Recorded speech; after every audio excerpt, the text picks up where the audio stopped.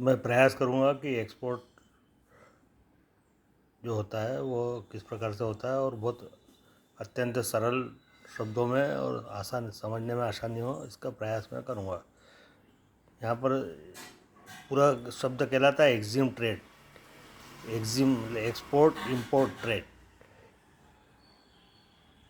Export का मतलब यहाँ पर पुराने काल में यदि अपन जाए 500-700 पूर्व में, तो ये एक्सपोर्ट एक्स डे स्पोर्ट इस प्रकार से, जहाँ पर पुराने इसमें उनको गंतव्य स्थान मालूम नहीं रहता था, जहाँ पहुँच जाते थे वहीं उनका क्या है, तो बोले हम माल बेचने आए वाले। उन्होंने अच्छा साहब ये ठीक है।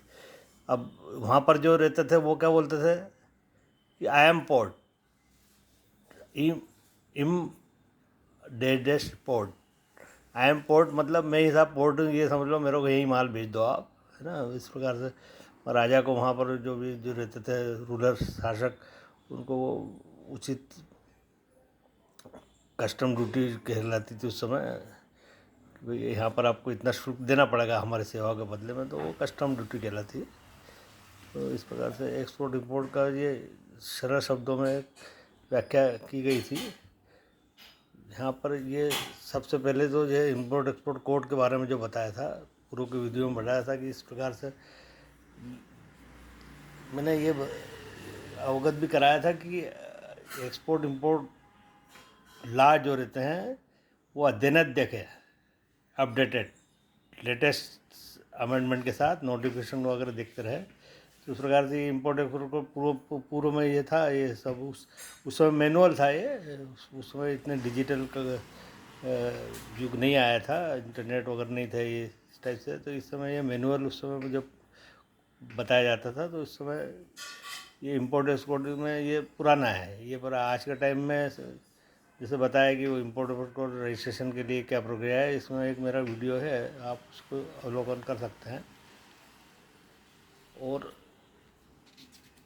इसके बाद जो होता है अपना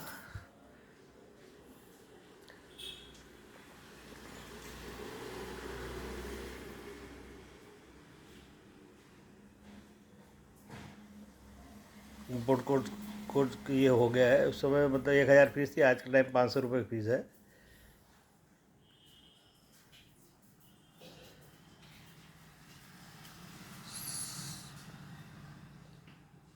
अब ये आप इसका पेज में चिप बदलते रहता हूँ, तो आप इसका अभी ये इसको प्राइमा फेसी देखें इसको, और इसका जो ये जो सब्जेक्ट वाइज इसको अलग से बताया जाएगा इसका।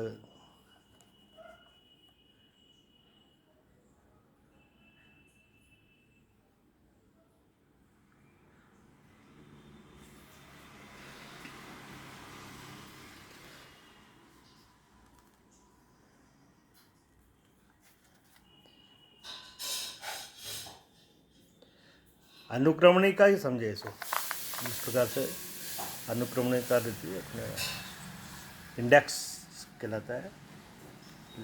जैसे लेटर ऑफ ट्रेडिंग है, बैंक है, इस प्रकार से बैंक का क्या रोल रहता है,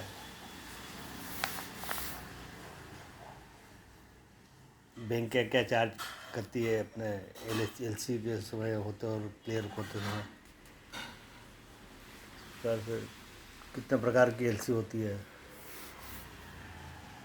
अलग अलग प्रकार की एलसी जो रहती है उसका डिटेल भी आपको मतलब अलग से बताया जाएगा।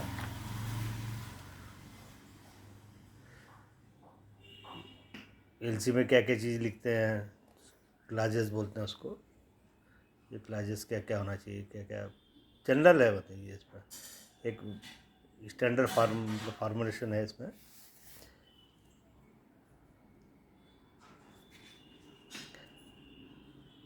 और क्या क्या पॉलिसी रहती है बताया गया है इसमें। ECGC, export trade guarantee corporation के बारे में, बीमा कैसा होता है इसका माल का।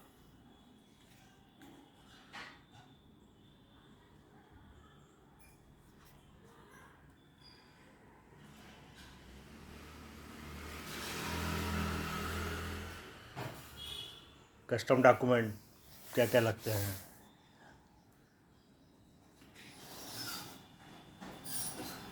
जीआर, ये आरबीआई को फॉरेन एक्सचेंज फेरा कानून में इसको प्रस्तुत करना पड़ता है। शिपमेंट किस प्रकार से होता है, कार्टिंग आर्डर जो होता है,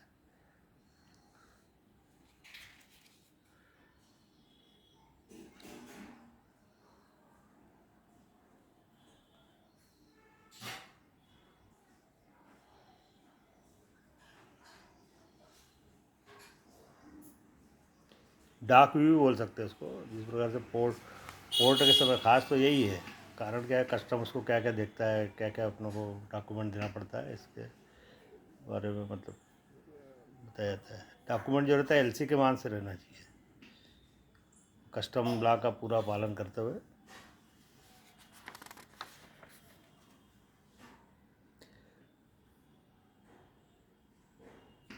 कस्टम को क्या क्या बिल, शिपिंग बिल आदि मतलब बना के देना पड़ता है, इसके बारे में जानते। आगे के वीडियोस में ये अलग अलग बताए जाएंगे, आप कृपया इसका ध्यान रखें।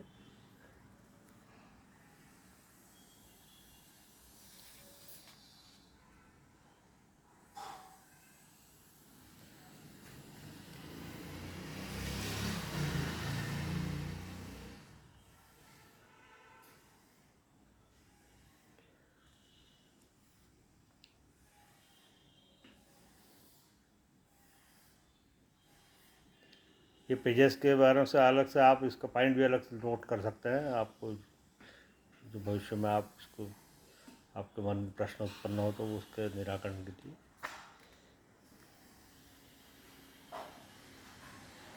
बिल एक्सचेंज भी अलग से दिया जाता है। इसके बहुत अलग अलग इसके जो वो है, सर्टिफिकेट ऑफ जीडीपी है, पार्ट बी वगैरह में क्या है।